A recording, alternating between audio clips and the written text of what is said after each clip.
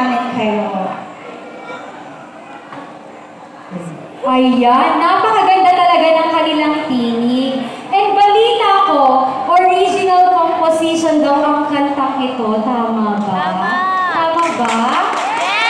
Original composition. And may we ask the title of the song para malaman ng ating audience? Katotohanan po. Katotohanan. Ayan, sino ang pwede namin dito tayo Beyond Church, huwag kayong mahiya.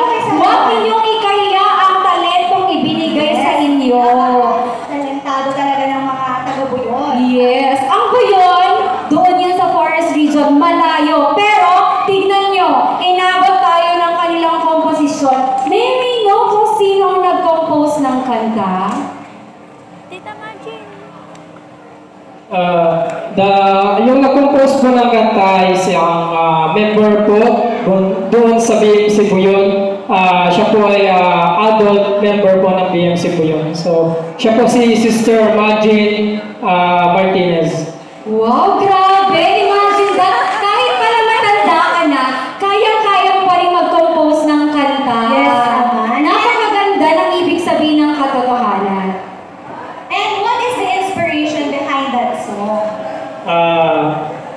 For me is yung katotohanan po is yun sa una pa lang, in the first place, doon sa Buyon noon is syempre yung mga tao po noon doon ay hindi pa alam ang katotohanan.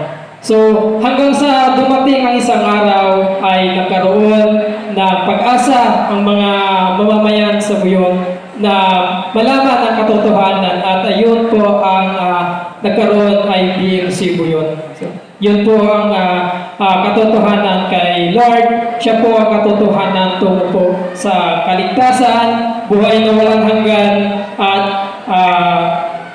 pagmamahal na walang hanggan.